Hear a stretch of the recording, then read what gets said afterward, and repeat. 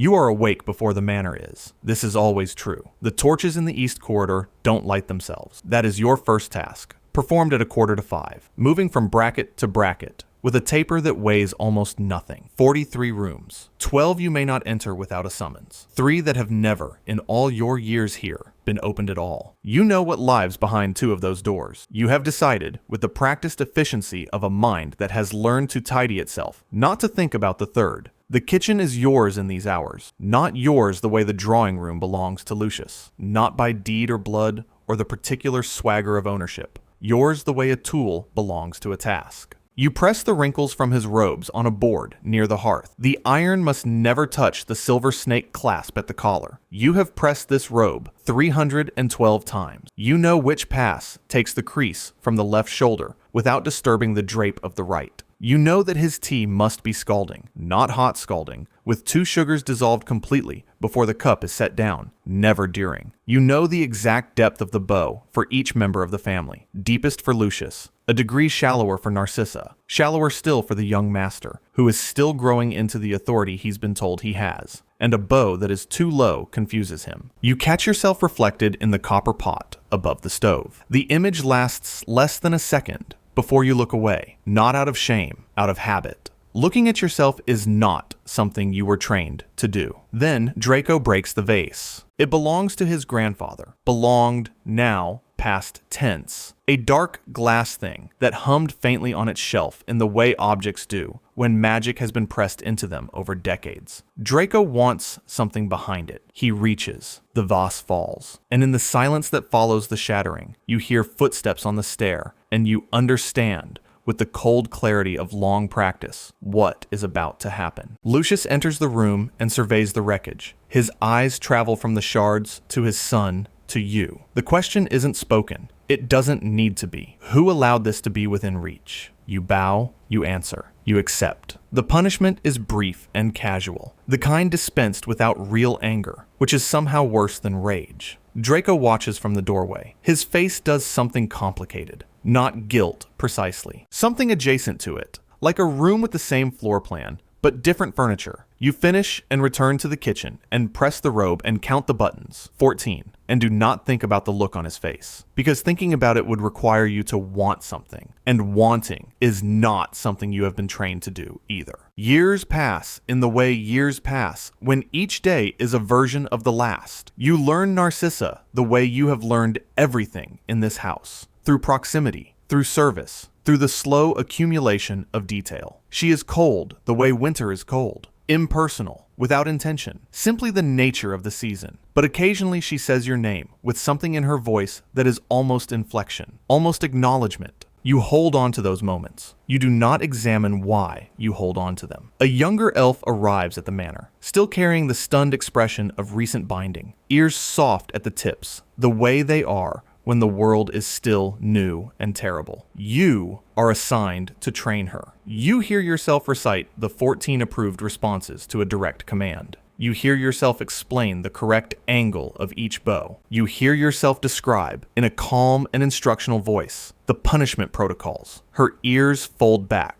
You recognize the posture. You continue speaking. Then the Dark Lord comes, and the manor becomes something else entirely. Death Eaters move through the corridors at all hours. The cellar fills with sounds you are required to clean up after. You carry trays of food down stone stairs into the cold. And one evening, a woman with tangled hair and frightened eyes grabs your wrist before you can withdraw. Her grip is firm. She tells you her name. You don't speak. You take the tray back upstairs. But her grip leaves a mark on your wrist that stays for 3 days. And you keep your sleeve pulled down. And you tell yourself it is the cold. And you know it is not the cold. The screaming from the cellar reaches the upper floors when the stone is damp. You are polishing the candlesticks on the mantle above the drawing room fireplace when you hear it. The woman's voice, the woman whose name you know, screaming something that isn't a word so much as the sound a person makes when language stops being sufficient. You count your strokes. 17, 18, 19. The candlestick is already clean. You keep polishing. You are good at keeping your hands moving when your mind goes somewhere it isn't supposed to go. She screams a name. It is the same name carved into a scar on the ceiling of the cellar you have cleaned 100 times. You helped clean it. You understood. In the way you understand the boiling point of water, or the distance between the kitchen and the east corridor, what you were cleaning. You chose not to form the thought completely. You have always known the difference between ignorance and the deliberate, careful management of what you allow yourself to know. You stop polishing. You stand in the corridor holding a cloth. You do nothing. For an elf, doing nothing is the most radical act imaginable. You hold it for 11 seconds. Then you go back to work. The war ends the way catastrophic things end, not with resolution, but with exhaustion. The Dark Lord falls. The manor empties of Death Eaters. The stone of the floor, when you clean it in the weeks that follow, gives up a residue of dark magic that takes 3 passes to fully lift. You clean it. The house becomes quiet in a way that feels, briefly, like peace. Lucius in defeat is almost gentle with you. Not out of warmth. You understand that now, though it has taken you years to understand it. The way some lessons only make sense after the chance to use them has already passed. He says your name twice in 1 week. You notice yourself leaning toward it the way a plant leans toward a window, and you notice yourself noticing, and neither observation leads anywhere useful. A ministry official comes to assess the manor. She moves through the rooms with a ledger, cataloging. She reaches you, and her quill moves. 1 bound elf, indeterminate years of service. She writes around you the way people write around furniture. She does not look at you. You are listed between the enchanted wall sconces and the library's collection of restricted texts. You wait until she has gone. Then you ask the empty corridor, in a voice barely louder than the draft from the east window, what would happen to you if the Malfoys lost the manor entirely? You already know the answer. You have always known it. Bound elves don't go free when their masters lose property. You go with the property. You are the property. This is not a new fact. It is a fact you have lived inside your whole life, the way you live inside the manor, without ever once standing at the window and looking at what is outside. You go to Draco. He is in his old room, older now, with the particular look of a young man who survived something that was supposed to make him powerful, and instead just made him tired. You don't ask for freedom. You don't make demands. You tell him, in a voice that is steadier than your hands, that you have served this family your whole life, that you have cleaned things you can't unhear, and that you would like, once, for someone to answer a question. Does any of it mean anything to them? He's quiet for a long time. He looks at you. He says he doesn't know. He says he's sorry, which is not the same as an answer, and you both understand that. And neither of you knows what to do with the silence that follows. You bow, you leave the room. It is the one thing you both know how to do. 3 days later, Draco is clearing out his old room, handing things to you one by one. A broken model broomstick, a stack of old Quidditch cards, a single gray sock that lost its pair somewhere in the last decade. He puts it in your hands without looking. His mind is elsewhere. The gesture is entirely accidental. You close your fingers around it. The binding recognizes the gesture before your mind does. You feel it release the way a door feels when the rusted hinges finally give. Not violently, not like breaking, but like something that has been capable of opening for a very long time, finally being pushed. The binding has always been capable of releasing. No one, including you,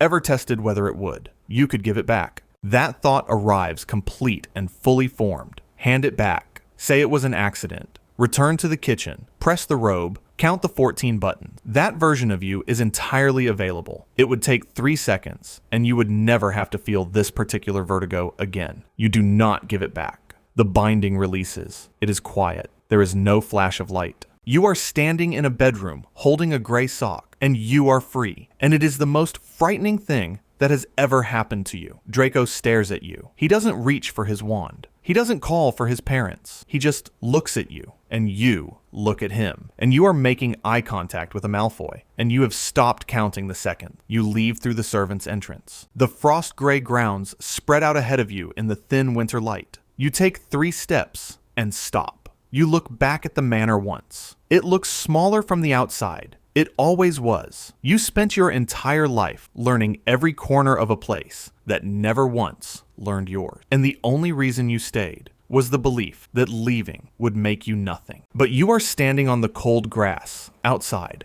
and you are still something, unformed, uncertain, without a plan or a preference or a name that belongs to you, but something. The sock is thin at the heel. It smells like cedar and dust. It is the most ordinary object in the world, and it is the hinge on which your entire life just turned. You take a 4th step. then a fifth. The most durable cages in history weren't built from iron. They were built from the belief, repeated daily, that the cage was deserved, or worse, that it was love. That's not a story from another world. That's the oldest story in this one. If you want to see more, click the video on screen now.